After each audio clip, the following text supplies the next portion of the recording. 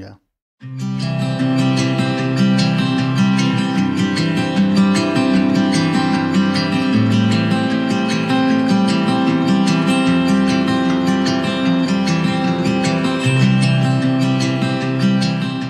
Bienvenido a estos estudios que estamos haciendo con la serie que se llama Los Profetas Menores. Recuerden que son 12 profetas y estamos ahora estudiando Sofonías. Hoy día vamos a estudiar la introducción y el capítulo 1, y el título que vamos a ver es el juicio para Judá por sus pecados.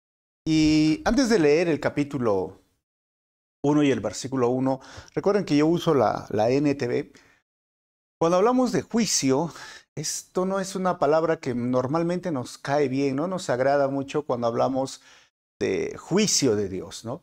A veces es más popular escuchar el amor de Dios, la gracia de Dios, la misericordia de Dios. Pero quiero que puedas entender lo que yo un día entendí a través de las Escrituras, que su juicio está ligado a su amor, su misericordia y su gracia.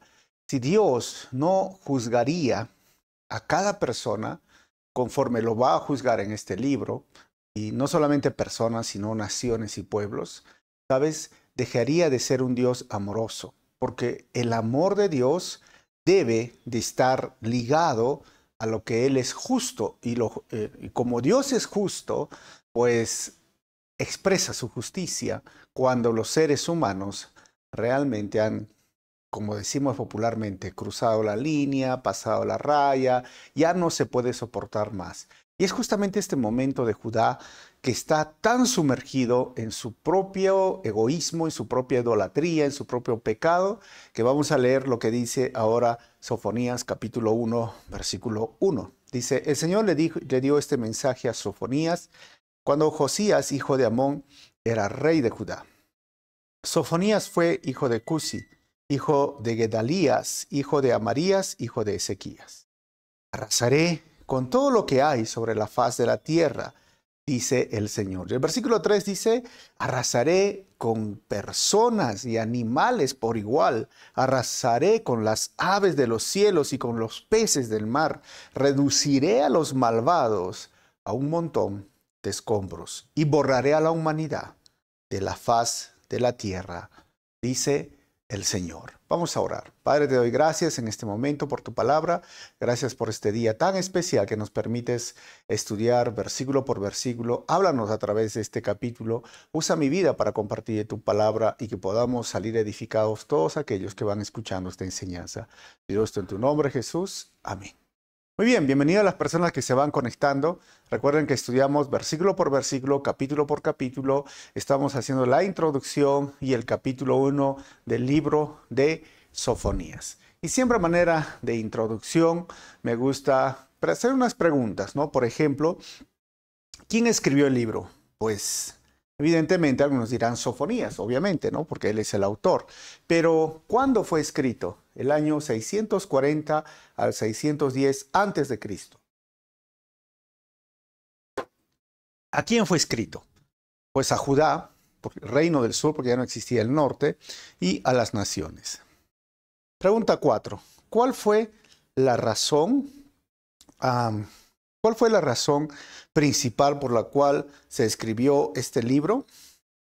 Pues recordemos esto, que la razón fue estremecer al pueblo de Judá a fin de que abandone su indiferencia e instarlo a volver a Dios.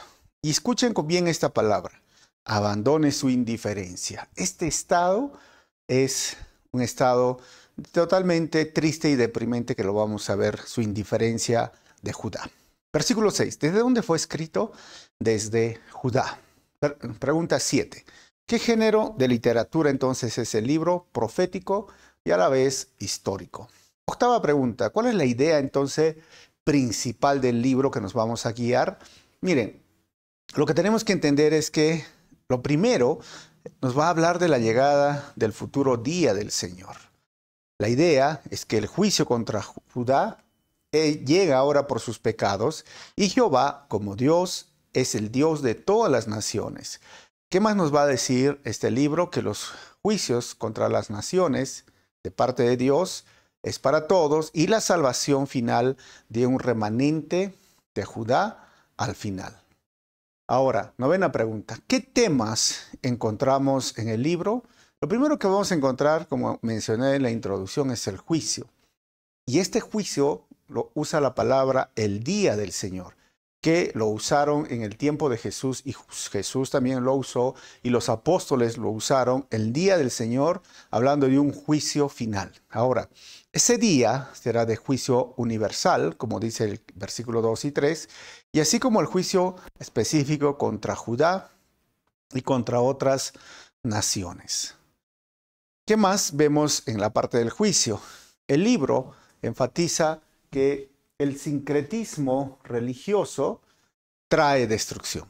Y vamos a ver qué es el sincretismo religioso y por qué va a traer destrucción. Y al final, el tema del juicio es que hay que buscar a Dios y solamente a Él con humildad. Resulta en salvación. ¿Qué otro tema vamos a ver? Solo hay dos temas que porque son 3 capítulos. El otro tema es la restauración. Sofonías le aseguró a su audiencia que después del juicio, hermanos, vendría la restauración. ¿Y esto qué significa? Que Dios purifica a los suyos, que traería regocijo a Jerusalén y restauraría tanto a su pueblo como la gloria de Jerusalén, que lo vamos a ver en el capítulo 3. Décima pregunta, entonces, ¿y cuál es el trasfondo histórico del libro? ¿Qué está sucediendo en este contexto? Políticamente, primeramente, hubo una transferencia inminente del poder mundial asirio, porque ya cayó, recuerden, hemos estudiado en el capítulo, en el libro anterior, a los babilonios. Babilonia surge como imperio, y voy a mostrar un cuadro también más adelante. Y los babilonios debilitaron el dominio de Nínive sobre Judá. Entonces, trayendo un elemento de independencia a Judá por primera vez en 50 años. Recuerden que los asirios eran aquellos que dominaban esta parte de Judá. Entonces, por 50 años y ahora recién se liberan. Ahora, ¿cómo es el contexto espiritual, histórico en ese momento? Miren, los reinados del hijo de Ezequías, recuerden que Ezequías fue un buen rey, Manasés, fueron lo opuesto. Él estuvo del 695 al 642, fue un rey malo, extendiéndose por más de 4 décadas, y su nieto Amón, que gobernó del 642 al 640, durante solo 2 años fueron marcados por la impiedad y apostasía, idolatría, etc. Eso lo puedes ver en 2 de Crónicas 21 y 2 de Crónicas 23. Pero ahora sucede un hecho muy importante en el 622.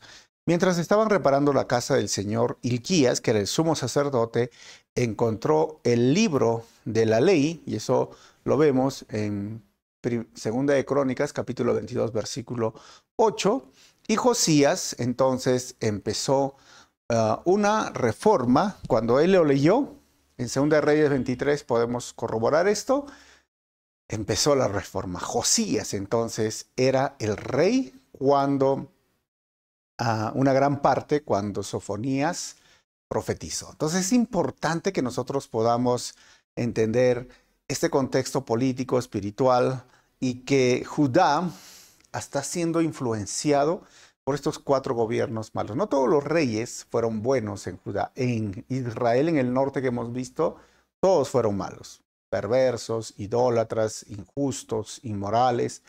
Pero en el sur, algunos se salvaban. Ezequías, por ejemplo.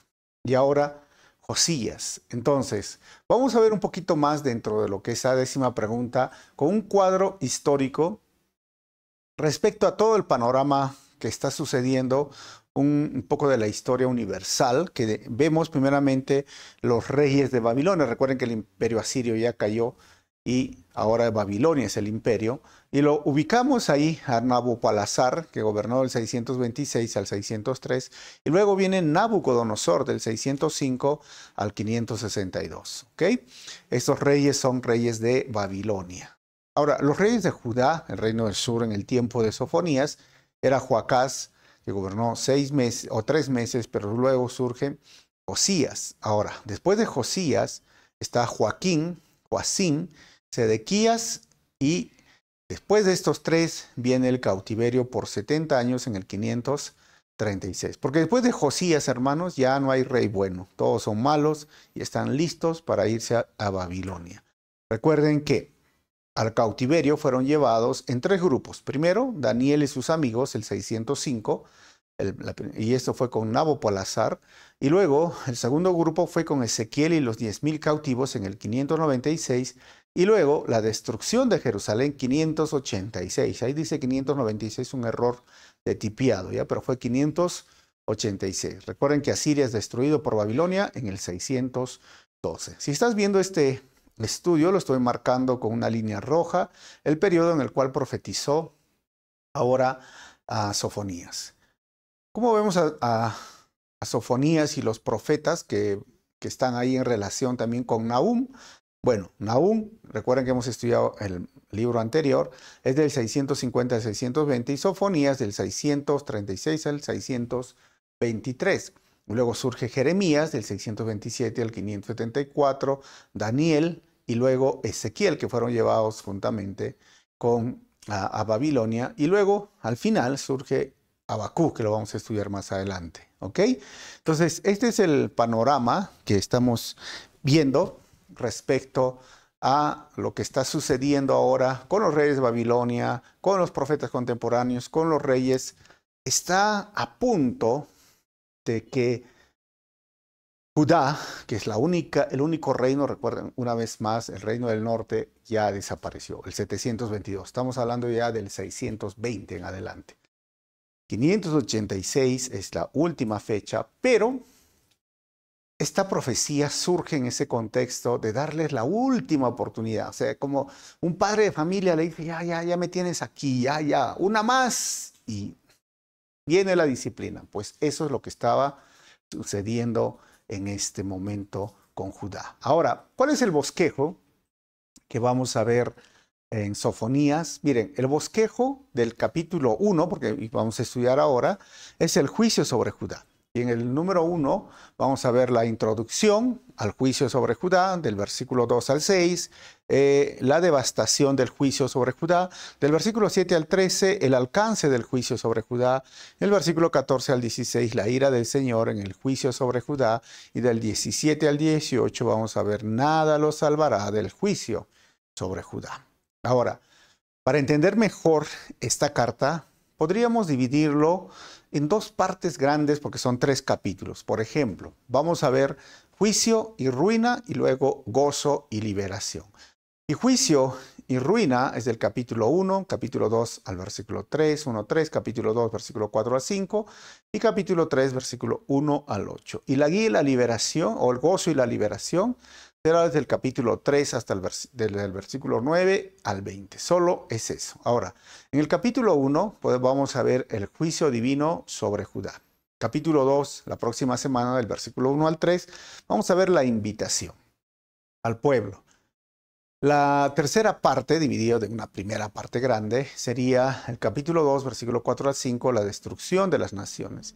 Y luego, del capítulo 3, versículo 1 al 8, vamos a ver la destrucción de Jerusalén, pero como termina en gozo y liberación del capítulo 3, versículo 9 al 20, lo que surge ahí son las promesas del reino para el remanente. Ahora, ¿a quién se dirige Sofonías del capítulo 1 hasta el capítulo 2, versículo 1 al 3? A Judá. ¿A quién se dirige en la tercera parte del capítulo 2, versículo 4, hasta el capítulo 3, versículo 8? A las naciones. ¿Y a quién se dirige Sofonías en la última parte del capítulo 3, versículo 9 al 20? Al remanente. ¿Qué nos muestra en el capítulo 1 Sofonías? El pecado de Judá. ¿Qué nos muestra en el capítulo 2, versículo 1 al 3, esta segunda parte? Es la esperanza. ¿Qué nos muestra Sofonías en el capítulo 2, versículo 4 al 5 y capítulo 3, versículo 1 al 8? La desolación, porque esto va a venir la destrucción de las naciones y de Jerusalén, va a ser terrible. ¿Y cómo termina este capítulo 3, versículo 9 al 20, cuando hay gozo, liberación, la promesa del reino y el remanente? Restauración. ¿Cuál es la frase que sobresale en el capítulo 1? El día del Señor. En la segunda parte, capítulo 2, versículo 1 al 3, busquen al Señor. Y el capítulo, y la tercera y cuarta parte dividida, capítulo 2, versículo 4 al 5 y capítulo 3, versículo 1 al 8, es que aflicción les espera, porque es desolación, hermano. Ahora, y la última parte, capítulo 3, versículo 9 al 20, lo que yo haré. Esa es la frase que surge en ese último párrafo. ¿Cuál es el tema de Sofonías? El juicio y la ruina son ciertos a menos que haya arrepentimiento ante Dios. Solo entonces puede haber esperanza y restauración. ¿Cuál es el versículo clave en Sofonías? Sofonías capítulo 1, versículo 14 y capítulo 2, versículo 3. ¿Cómo vemos a Cristo en Sofonías? Jesucristo nos salva de la ira de Dios y es aquel que algún día gobernará la tierra como rey. Sofonías capítulo 3, versículo 15 al 17. Entonces, con esta introducción, ya hemos hecho las preguntas, ya hemos visto el contexto político, espiritual, y hemos visto el contexto aún en el cual vemos en el lado de la historia universal lo que está sucediendo con los imperios, cómo fueron llevados paso a paso en esta desolación, porque vamos a ver, recuerden que estamos yendo del más antiguo al más cercano al tiempo de Cristo, a los 400 años de silencio. Esto es importante recordar para cada uno de nosotros, porque así hemos ido, ¿no? En el norte, los primeros 3 profetas, y ahora en el sur vamos avanzando, y en unas semanas más vamos a estudiar Abacú, y luego va a surgir los profetas Jeremías, Lamentaciones, pero esos son los profetas mayores. Nosotros estamos estudiando los profetas menores. Ya tenemos el panorama general de la carta. Hoy, entonces, terminamos el capítulo 1 y la próxima semana el capítulo 2 y 3. Entonces, vamos a leer y estudiar profundamente ahora el texto. Entonces, el juicio sobre Judá, el primer versículo es una introducción al juicio sobre Judá. Lo primero que hace es presentarse. Versículo 1 dice, el Señor le dio este mensaje a Sofonías cuando Josías, por eso es que le expliqué en el cuadro, hijo de Amón, era rey de Judá. Sofonías fue hijo de Cusi, hijo de Gedalias, hijo de Amarías, hijo de Ezequías. Es interesante cómo se presenta acá. Va hasta Ezequías. Recuerden que Ezequías era un rey reformador, o sea, un rey bueno, un rey que trajo la reforma. Y lo que se está presentando aquí, Sofonías, es yo vengo de una herencia o de una sangre de reformadores, pues, ¿no? Y el nombre Sofonías significa protegido por Jehová o tesoro de Jehová. ¿Cuál es el tema entonces curioso en todo esto? Lo primero que tienes que saber que hay 8 de los profetas que no se da ninguna genealogía en todos estos profetas menores, y Daniel, Amós, Abdías, Miqueas, Nahum, Abacub, Ageo y Malaquías no se sabe nada de su genealogía. Recuerden que la genealogía era muy importante para decir quién eres. Ahora, en la genealogía de 6 profetas solamente se menciona el nombre de su padre. ¿De quién? De todos estos profetas. Isaías, Jeremías, Ezequiel, Oseas, Joel y Jonás. ¿Okay? Así que Sofonías nos describe su linaje reformador. Josías, que como les mencionaba en la introducción, Hilcías, que era el sumo sacerdote, cuando Josías era rey del 640 al 609, y lo puedes ver, este estudio que está grabado también con Calvary Chapel Arequipa, Segunda de Reyes 22, puedes poner en el Google o en el YouTube, Segunda de Reyes 22, Calvary Chapel Arequipa o Calvary Arequipa, y te va a salir el estudio. ¿Qué hace? Limpiaban el templo, encuentra el libro de la ley, le lleva a Josías y Josías se rasga las vestiduras porque dice en este momento, estamos equivocados, estamos transgrediendo la ley, porque él crece en un ambiente donde lo único que ve de sus abuelos y sus padres es idolatría, corrupción, injusticia, y no tenían una guía a tal punto que ya no se leía la Biblia, ya no se leía. Estamos hablando del Antiguo Testamento, estamos hablando del Pentateuco, la Torá, como queremos llamarlo. Y era tan deprimente, tan pervertida la nación, tan idólatra, tan indiferente, que ya no conocía a Josías. Recuerden la ley. Él empezó a ordenar a los 8 años, pero ya era joven. Y ahí es donde dice, vamos a limpiar el templo. Imagínense, un almacén ahí escondido, lo habían tirado y ahí encuentra el libro de la ley y empieza esa reforma. Y es como que surge la idea de decirles, ya, tienen que volverse a Dios. Y saben, por un momento funcionó, pero si lees el estudio, o mejor dicho, lees la Biblia y escuchas el estudio que he hecho, no tuvo un éxito al 100%. ¿Por qué? Si bien es cierto, hubo reformas, si bien es cierto, sacó muchos ídolos del templo que se estaban ya adorando dentro del templo, el corazón del pueblo, el corazón de Judá, no quería cambiar. Y en lugar de dejar a un lado sus ídolos, en lugar de dejar a un lado la idolatría, ¿sabes qué? Hicieron a Dios, el Creador, un ídolo más. Y eso es donde entra este contexto que les dije cuando él se rasga las vestiduras. Ahora, la segunda parte nos va a narrar lo siguiente. Versículos 2 al 6. La devastación del juicio sobre Judá. Versículo 2 dice, arrasaré con todo lo que hay, dice el Señor, sobre la faz de la tierra. Dice el Señor. Versículo 3, arrasaré con personas y animales por igual, arrasaré con las aves de los cielos y con las peces del mar, reduciré a los malvados a un montón de escombro y borraré a la humanidad de la faz de la tierra, dice el Señor. Este juicio no es un juicio, sabes, que es como el que hemos visto sobre Israel. Está hablando de un juicio que puede ser dentro de este contexto específico para Judá, pero también es general. Y a esto se le llama profecía de cumplimiento múltiple. Él recibe el mensaje de parte de Dios, Sofonías, pero tiene que entender cómo es que va a suceder esto, o es que va a venir en este momento a Judá o va a venir en el futuro. Si nosotros recordamos que va a borrar animales y personas, o sea, este es un juicio devastador, un juicio total. Y la única forma, cuando habla como lo hizo con la tierra, está hablando de Génesis capítulo 6 hasta el capítulo 9. ¿Cuántos se acuerdan de este diluvio y el arca de Noé, donde perecieron todos, excepto 8 personas en el arca y una pareja de animales, hembra y macho, de cada especie? Pero la Biblia nos habla de que algo parecido a esto va a venir en un futuro, y esto estamos estudiando con el libro Apocalipsis, donde va a ser con fuego consumido todo el mundo. En 2 de Pedro capítulo 3, versículo 7, dice que Dios va a juzgar con fuego. ¿Será que está hablando también de esto? Pues obviamente podríamos hablar de una profecía de cumplimiento múltiple. Ahora el versículo 4 dice, aplastaré a Judá y a Jerusalén con mi puño, y destruiré todo rastro del culto a Baal. Entonces sí, se está refiriendo a Judá y a Jerusalén, pero también a todo el mundo. Y el texto en su segunda parte dice lo siguiente.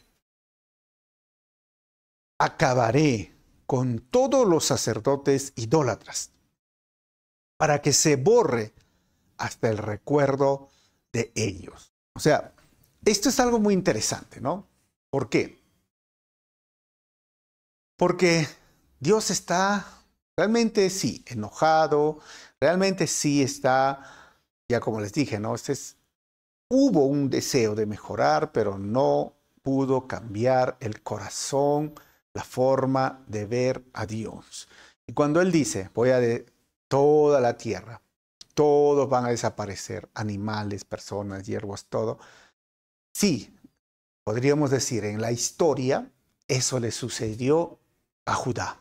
Porque cuando vino Nabucodonosor, al final terminaron incendiando, quemando toda la ciudad, destruyeron, se llevaron esclavos, o sea, realmente fue devastador, pero no a un punto como fue el diluvio, pero como les dije, va a llegar en este momento a algo más grande. Pero Dios está airado, Dios está enojado. ¿Y sabes qué? Lo que nos muestra estos versículos y hasta ahora es que cuando no escuchamos la voz de Dios, en la gracia y misericordia enfrentaremos su silencio en el dolor y el juicio. ¿Y por qué decimos esto? ¿Sabes por qué? Porque Dios sigue advirtiendo, sigue hablando a los sacerdotes, a los reyes, al pueblo, pero ellos se hacen de oídos sordos, no quieren escuchar. Tristemente, el día de hoy es igual. Acabo de mostrar una imagen de algo que podría suceder y pasar, ¿no? ¿Cómo podría llegar el mundo a ser juzgado por el fuego? Algunos se preguntarían hace mucho tiempo, no es posible porque se queme todo, pero ¿sabes? Existen las bombas atómicas. Un meteorito, o sea, no estamos fuera de la realidad. Va a venir un juicio. La verdad es que cuando miramos el libro Apocalipsis, cómo Dios juzga con los 7 sellos, con las 7 trompetas, con las 7 copas de la ira, las personas simplemente no quieren escuchar. Y lo más triste es que cuando venga el juicio y estén en ese dolor y sufrimiento, y aún el sufrimiento eterno en el lago de fuego, Dios ya no va a escuchar súplicas, porque hoy ofrece gracia, misericordia, perdón, salvación, pero va a llegar un momento donde no lo va a hacer. Y eso es lo mismo que les estaba diciendo. Pero aún los sacerdotes, aún los líderes estaban tan corrompidos. Versículo 5, lo que dice el texto nos muestra es que pues ellos suben a las azoteas, miren hermanos, y se postran ante el sol, la luna y las estrellas. Dicen seguir al Señor. Lo he remarcado, dicen seguir al Señor, pero al mismo tiempo rinden culto a Moloc. ¿Cómo es esto? ¿Sabes? Lo primero que muestra el profeta es por qué Dios va a mostrar este juicio, es por la idolatría. ¿Y qué es la idolatría? Pues la idolatría es la adoración de dioses falsos que puede o no incluir la creación de imágenes o ídolos. Especialmente ellos tenían la adoración a un dios Baal, dios de los cananeos, que absorbieron y adoraban al sol, adoraban las estrellas y tristemente el día de hoy, bajo la tesis católica, también se adora al sol. Es interesante, ¿no? Ahora, esta idolatría fue popular en ese tiempo y lo segundo que muestra es el sincretismo de mezclar ¿qué? ¿Qué sería el sincretismo? Pues es la combinación de 2 o más sistemas de creencias religiosas en uno mismo y se produce al final la asimilación de deidades, prácticas y relatos de diferentes religiones. ¿Cómo fue que sucedió esto? Mire, desde el Antiguo Testamento se ve un rey, tengo una imagen, dando a su hijo a un dios que se llamaba Moloc, dios de los amonitas, hermanos. Este dios Moloc aceptaba los sacrificios de bebés recién nacidos, lo ponían en su vientre y los quemaban vivos. Pero a la vez, en el templo de Jerusalén, si estás viendo este estudio, lo voy a marcar, tenían a Baal, tenían a Moloch, o sea, y encima iban a quemar ofrendas, incienso para Dios. Eso se le llama no solamente idolatría, que es adorar imágenes, adorar ídolos, arrodillarse y creer que son Dios, porque algunos dicen, la tesis católica dice, dicen que no hay que arrodillarse en ninguna imagen, bla, bla. Algunos se han arrodillado. No, estamos hablando de rendirle adoración y creer que es Dios, que le representa a Dios. Ellos tenían esto. A Baal le llamaban el Dios creador, el Dios que les daba la lluvia, el Dios que les daba la fertilidad, cuando se olvidaron que Dios es el creador, es el que estaba haciendo. Nuestro Dios, Jesús, el Padre, el Hijo, el Espíritu Santo. Ahora, no solo eso, sino que armaron un nuevo sistema donde Dios no era el único Dios, sino era un Dios más. Y era un Dios que le podían adorar, pero a la vez hacer sacrificios a este Dios, pero a la vez se iban donde Moloc, pero a la vez se iban donde Baal. O sea, por fin, ¿a quién van a adorar? Pues eso se llama sincretismo. Hoy en Latinoamérica, el sincretismo es muy popular. En mi país, por ejemplo, en Perú, se adoran a la Virgen, a los santos. Estas mismas personas tienen creencias como echar la ruda para que les vaya bien en el negocio. También tienen otras creencias, por ejemplo, como pagar a la tierra, adorar a la montaña. Creen y consideran que la buena suerte les va a traer algo para su negocio, pero a la vez creen en el horóscopo, creen en leerse las manos, creen en la coca, en leer la coca, pero a la vez creen en la Virgen y los santos, como les dije, y creen en Dios, sí. Entonces, ¿a quién creen? Pues eso se llama sincretismo religioso y ese es el momento en que ellos llegaron a este punto. O sea, por eso dice, miren, el libro de Primera de Corintios, capítulo 10, versículos 19 al 22, dice lo siguiente.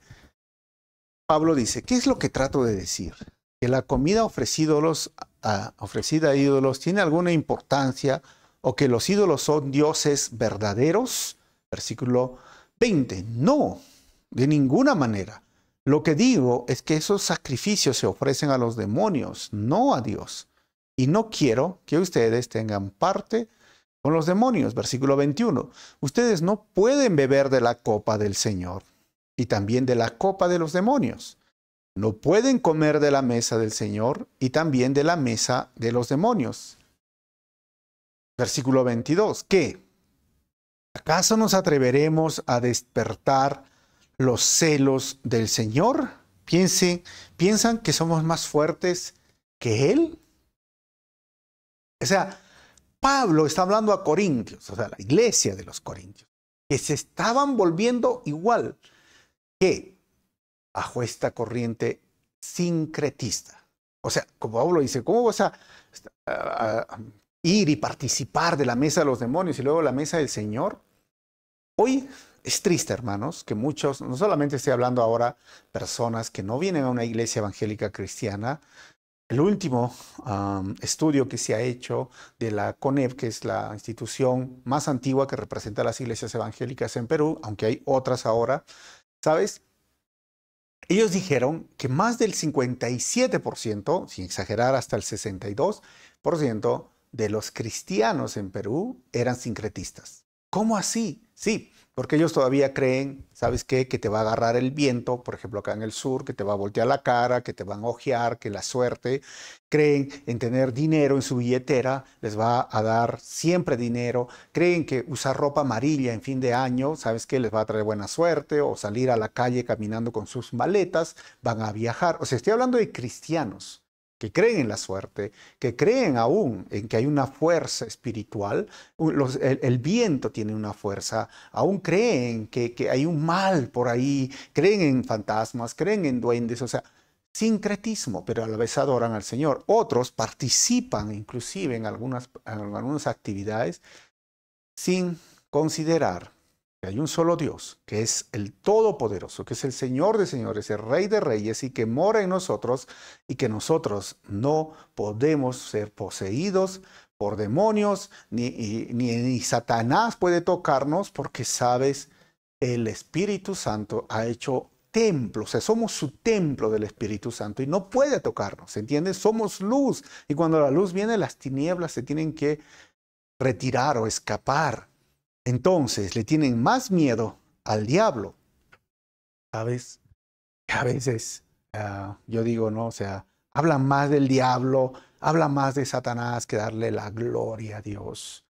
Han llegado a un punto así, extraño, raro, ¿no?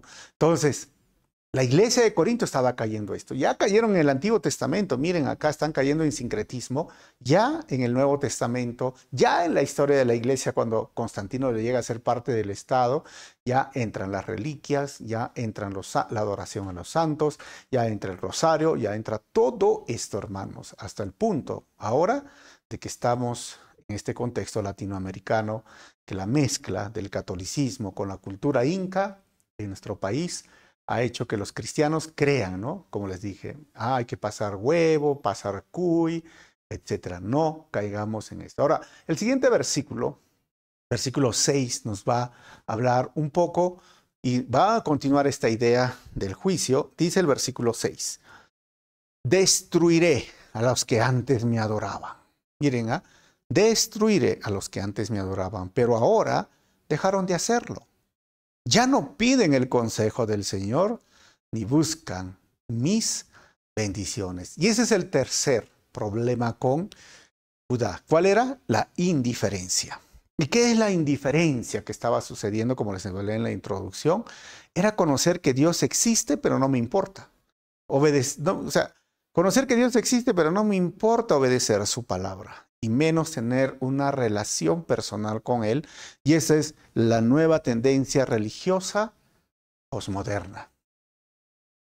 Si bien dices, mira, yo no soy sincretista, ya está bien, pero sabes, en Latinoamérica y en todo el mundo se está viendo este punto, que la indiferencia. Creen, estoy hablando de los jóvenes de la iglesia y de muchas personas, saben, creen que Dios existe, conocen su palabra, han asistido a una iglesia, celebran Navidad, celebran Semana Santa, pero no les importa obedecer la palabra de Dios.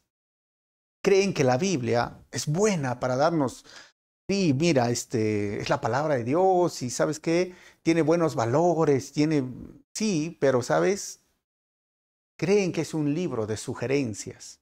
No creen que es la palabra absoluta de Dios, sus mandamientos son absolutos, que sus mandamientos son para obedecerlos. O sea, no es simplemente para darme información, es para darme transformación. La Biblia, la palabra de Dios, tiene que transformar mi vida, mi familia, mi relación de pareja, mi relación de padre, mi relación de madre, mi relación, mira, en la iglesia, en la comunidad. Tiene que lograr esto, la palabra de Dios. Yo tengo que dejarme amoldar por la palabra de Dios y no vivir amoldado por el mundo, el sistema del mundo. Y lo que está amoldando esto, ¿sabes qué es? La indiferencia. Hay un hedonismo tan popular en la búsqueda de la satisfacción del ser, y tristemente muchas iglesias dan eso. En lugar de enseñar la palabra, dan más diversión, dan más, ¿sabes qué? Satisfacción, ya sea al joven. Es triste, ¿no? A veces leí un libro y era muy interesante, me impactó. No sé si conoces el radical que se llama David Platt, y muchos otros libros. Decían, a veces las iglesias, ¿no? Pueden llenar más sus sillas con un plato de comida que con la palabra de Dios. Y si no hay plato de comida, no tenemos las iglesias llenas. Y a veces da ese deseo, ¿no? Mira, ¿por qué no hacemos tal actividad? Y caer en ese activismo o caer en este tipo de ofrecerles a los jóvenes, no sé, lo que quieren, algo moderno. ¿Qué quieren? Los jóvenes quieren luces, pongamos luces. Los jóvenes no quieren show, hagamos show. O sea, no estoy en contra, entiéndame hermanos, de esto, solo que no debe ser el enfoque. El enfoque siempre de la iglesia debe ser enseñar la palabra de Dios. ¿Por qué y para qué? Porque los jóvenes, las familias necesitan ser transformados por la palabra de Dios. ¿Cómo es posible que tantas personas no congregan lunes, martes, miércoles, jueves, viernes, sábado y 45 minutos, una hora que vienen a la iglesia, podrán luchar con tanto que consumen en internet? Se están alimentando en su carne. Muchos no tienen control, muchos no tienen, ¿sabes qué? Devocional, no tienen una vida en consagración con el Señor, no tienen un tema, un devocional que seguimos. Nosotros compartimos devocionales y les animo siempre a la iglesia a hacer esto, porque ¿cómo podríamos contrarrestar horas y horas de consumir el sistema del mundo, la vida inmoral? ¿Cómo podríamos contradecir la filosofía que está rondando, el posmodernismo que consumen a través de esos videos, a través de todo lo que ven por las redes sociales, la televisión, las conversaciones en el trabajo con sus amigos, con una hora y media de congregar o aprender, y ni siquiera una hora, no sé, a veces 45 minutos y otros ya están durmiendo, otros ya están mirando, está pasando el pastor? O sea, tengamos presente esto, hermanos. Judá, el contexto, ya no leían la Biblia o la palabra de Dios o la ley de Dios. Lo habían empolvado, se habían olvidado. Por lo tanto, entró en su corazón la idolatría y fue tan fuerte que ya no pudo contrarrestar contra la enseñanza de la palabra de Dios. Por lo tanto, entró el sincretismo y entró la indiferencia. Y eso es lo que sucede con hijos de cristianos, a veces de segunda o tercera generación. Ya no quieren saber nada de Dios. O si vienen a la iglesia, vienen obligados por sus padres. Y son indiferentes a la voz de Dios, indiferentes a la santidad de Dios, indiferentes a una relación con Dios. tengamos mucho cuidado de caer en este punto como Judá. Ahora, versículo. Recuerda, antes de pasar al versículo, lo que nos enseña, hermanos, una falsa adoración a Dios procede de una falsa creencia de quién es Dios. ¿Ok? Una falsa creencia de quién es Dios. Versículo 7 al 13, el alcance del juicio sobre Judá. Versículo 7, guarden silencio en presencia del Señor soberano, porque se acerca el importante día del juicio del Señor. El Señor ha preparado a su pueblo para una gran matanza, hermanos. Ya ha seleccionado a sus verdugos. Esto les sucedió el año 586. Vino Nabucodonosor, incendió la ciudad, los llevó cautivos. Y el dolor fue insoportable. Jeremías lo va a narrar cuando estudiemos Jeremías.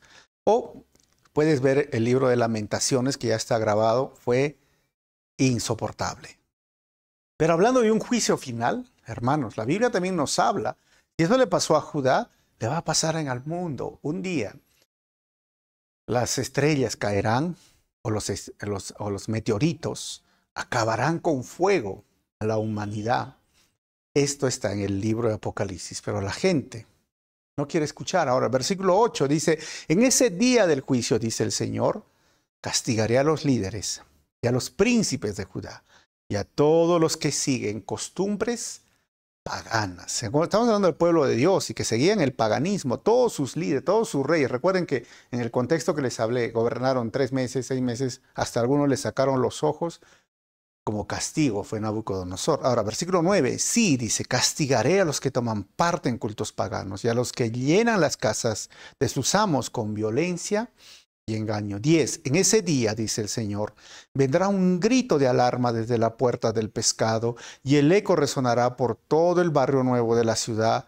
Un gran estrépito se oirá desde las colinas. Recuerden que tenía puertas el templo de Jerusalén y así al final terminó todo incendiado, todo cayó la ciudad. Ahora, versículo 11, giman de dolor los que viven en la zona del mercado porque todos los comerciantes y negociantes serán destruidos. Versículo 12, buscaré con linternas en los rincones más oscuros de Jerusalén, y lo he remarcado, para castigar a quienes descansen cómodos con sus pecados. Piensan que el Señor no les hará nada, ni bueno ni malo. Versículo 13, por eso serán despojados de sus posesiones y sus casas serán saqueadas. Construirán nuevas casas, pero nunca vivirán en ellas. Plantarán viñedos, pero nunca beberán su vino. Cuando llegó Nabucodonosor, hermanos, lo sorprendió, no pudieron ni tuvieron tiempo para poder consumir o vivir ahí, tal como el profeta les dijo, les sucedió. Y esto es curioso, ¿no? Porque el día de hoy también muchas personas piensan así, ¿no? ¿Cuándo va a venir el Señor? Ya he escuchado ese sermón, ya escuché esa enseñanza, ya escuché ese pastor que dice el juicio viene, estamos viendo los últimos tiempos, estamos viendo, inclusive hay pastores que se burlan y dicen, ¿no? Desde niño escuché que Cristo viene, Cristo y hasta ahora no viene, ¿no? O sea, cuando menos lo esperen, hermanos. Y aquellas cosas, está hablando de los comerciantes, aquellas personas que les gusta, ¿no? Tienen esa habilidad también y ese don de hacer negocios, pero a veces por los negocios se olvidan de Dios, les gusta el dinero, les gusta tener casas. Está bien, no hay problema, hermanos. O sea, la Biblia nunca habla de que el problema es el dinero o la riqueza, sino que el problema es el amor al dinero. Y ellos mismos no iban a poder disfrutar porque vino el juicio y destruyó todo y quemó todo lo que tantos años había tocado construir o costado construir, fue destruido. Y lo que nos enseña es muy sencillo, hermanos. ¿Sabes qué? Muchos piensan erradamente que Dios es demasiado bueno y negligente y que pasará por alto el pecado y la idolatría. Pero no es así. Ahora, del versículo 14 al 16, la ira del Señor en el juicio sobre Judá. Versículo 14. Ese terrible día del Señor está cerca. Viene deprisa, un día de llanto amargo, un día cuando aún los hombres fuertes clamarán. Versículo 15. Será un día cuando el Señor derramará su ira, un día de terrible aflicción y angustia, un día de ruina y desolación, un día de oscuridad y penumbra, un día de nubes y de negrura. 16. Un día de sonido de trompeta y gritos de batalla. Caen las ciudades amuralladas, las más sólidas fortificaciones. 17 al 18. Nada los salvará del juicio sobre Judá. 17. Por haber pecado contra el Señor, los haré andar a tientas como el ciego. Su sangre será vertida en el polvo y sus cuerpos quedarán pudriéndose sobre la tierra. Ni su plata ni su oro los salvará en el día de la ira del Señor, pues toda la tierra será devorada por el fuego de su celo. Él dará un final aterrador y a toda la gente de la tierra. ¿Qué nos dice, hermanos? Recuerda esto. No confíes en el dinero, confía en Cristo. ¿Por qué? Porque saquearon el templo, se llevaron los objetos más preciados del templo. Y segunda de Pedro, capítulo 3, versículo 9 al 10, nos dice todo lo que estamos resumiendo ya para terminar. En realidad, no es que el Señor sea lento para cumplir sus promesas, como algunos piensan. Al contrario, es paciente por amor a ustedes. No quiere que nadie sea destruido, quiere que todos se arrepientan. Versículo 10. Pero el día del Señor, hablando del juicio, llegará tan inesperadamente como un ladrón. Entonces los cielos desaparecerán con un terrible estruendo y los mismos elementos se consumirán en el fuego y la tierra, con todo lo que hay en ella, quedará sometido a juicio. Todo, hermano, será destruido.